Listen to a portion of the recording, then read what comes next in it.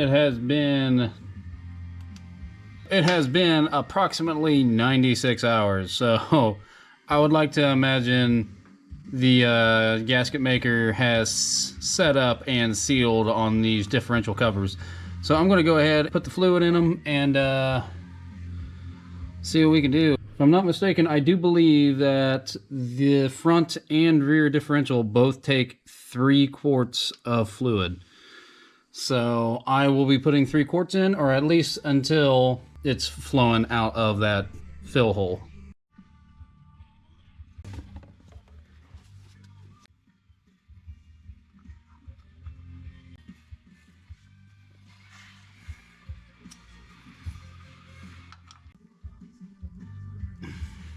All right, I'll hit that with a little bit of brake clean and dry all the oil up and make sure this thing's not leaking.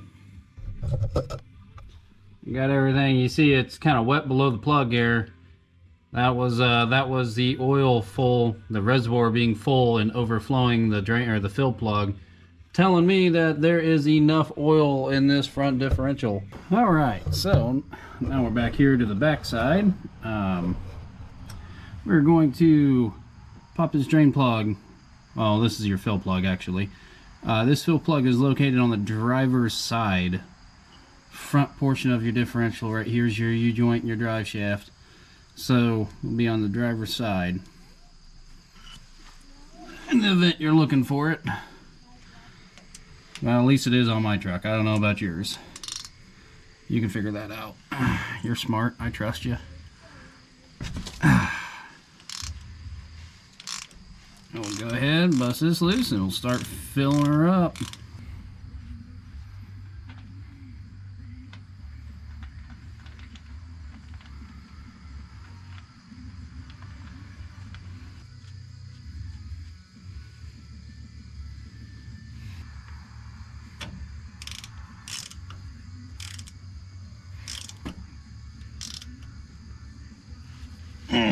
Yeah, that looks like the proper torque spec right there, good and tight. Yeah, of course my can of brake cleans clear across the freaking shop over there. Yep, come here. Yep. Boy, that gear oil is stanky. Give it a little.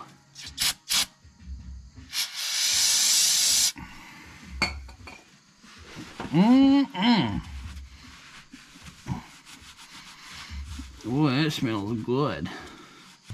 Okay, well, I will say about this rear differential, I read online that the front and the rear both take 3 quarts, but I've also read online, depending on what style of axle you have, it may take a little bit more oil.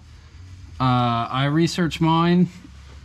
And I still didn't get a whole lot of definite answers. So this is a 373 non-slip differential, and I put probably about 3.5 quarts in, maybe. So do with that information as you see fit.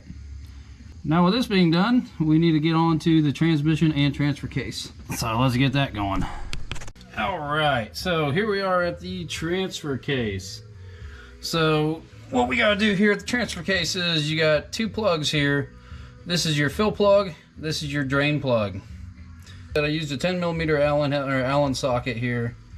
I was able to break both these loose. I had to take a wire wheel and kind of buff those up enough to knock the crust out to be able to fit this, but it worked. Another cool thing I like to do whenever I change these, and I got this big skid plate in the way, I got a little piece of sheet metal that I've kind of made into a valley a little bit, and I jam that in there like so, and then I put my bucket underneath there, and when I pop this drain plug, it'll land here and roll into the bucket. Pretty snazzy.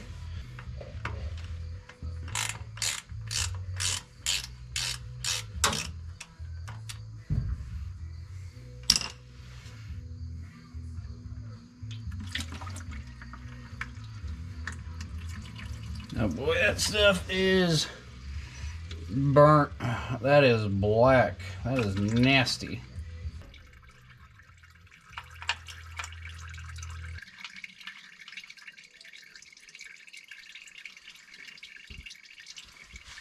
Alright, we'll let that drain for a little bit. I'm gonna go clean these plugs up. Once the drain plug is installed, then we'll add fluid up here into the fill hole.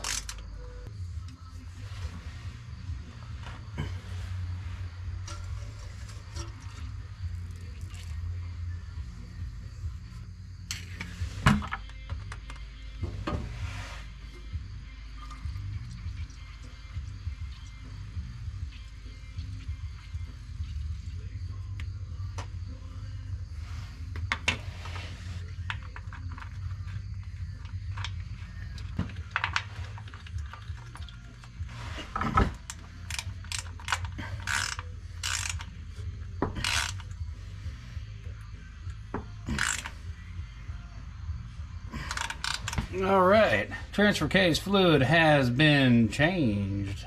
Alright, now we are going to change the transmission fluid. Alright, now we're sitting here looking at the transmission. So, this is a pan, and this is your drain plug for the transmission. So what I'm going to do is I'll pop this plug, drain as much of the oil out as I possibly can, and then I will go around, start taking all these tiny little bolts out, clear around the pan, and we'll drop the pan, swap out the transmission filter, install a new gasket, and plumb the pan back up, top it off with some fresh fluid, and then we're done.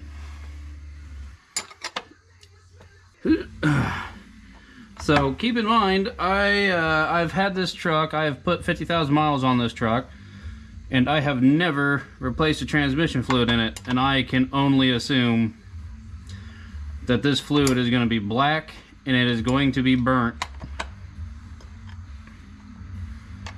And this drain plug is coming out pretty stiff. You know, what'd you expect? Nobody's touched this plug in probably 200,000 miles.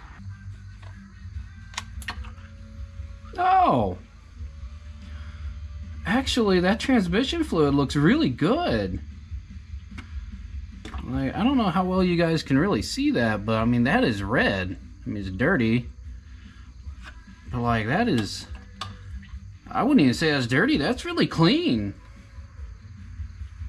Okay. I was expecting worse. Alright, I can get behind this. Cool deal. Just straight red. You know what I'm saying? That fluid looks good. I'm pretty happy about that. Whew, that just made my day a whole lot easier.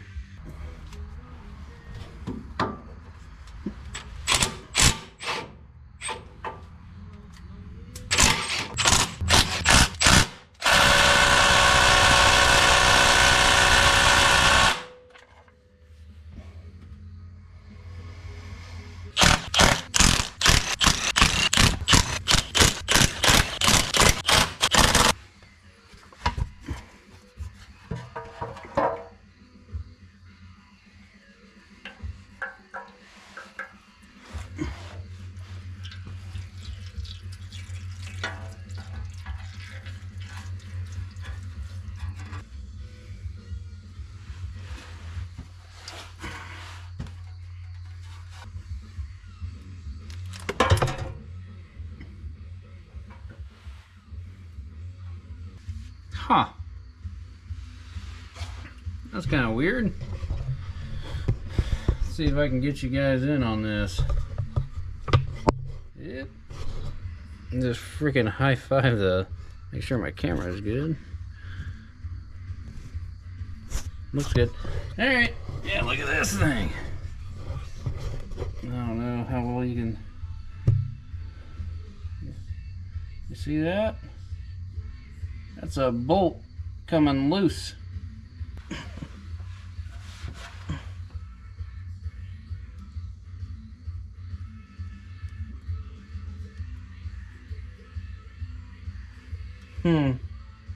That's concerning a little bit. Now, I do know, allegedly, this transmission has been gone through before I bought it. So, story goes, I actually met the previous owner after I bought it off the dealership. I went to the Walmart. The guy kind of circled around me in his newer pickup truck, right? I park the truck and I hop out and I'm heading into Walmart, and the guy parks right next to me, bails out, and hey man, what do you think of this old truck? He's like, I like it, that's why I bought it. He's like, well hell, this is my old truck. I'm like, oh no kidding, alright, story time. Well, tell me all about it. What's wrong with it? What do I need to do to it? What have you done to it? And he's actually, I mean, he was a younger kid, and he's like, I just bought it the daily drive. My uncle owned it before me, and my uncle, he did a lot of work to it because he hauled horses with this truck. So I was like, all right, cool. And then he goes and he's like, yeah, I got a bunch of spare stuff for this truck if you want it. He's like, I'll never own another 7.3 again.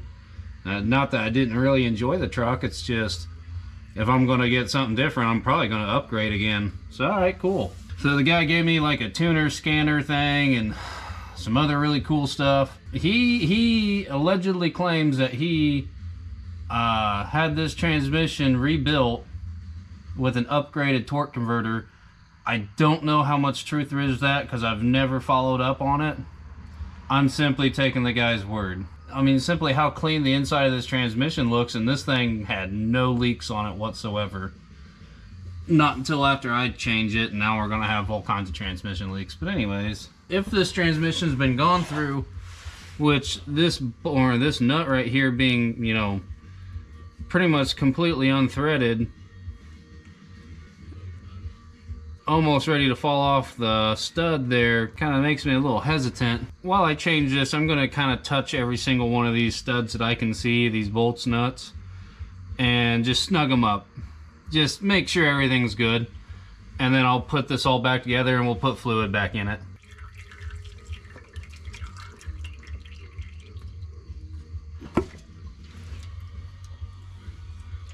Yeah, removing these transmission filters is actually pretty simple because it's just got a little O-ring that kind of presses up in there, and then it just kind of hangs out in there, really.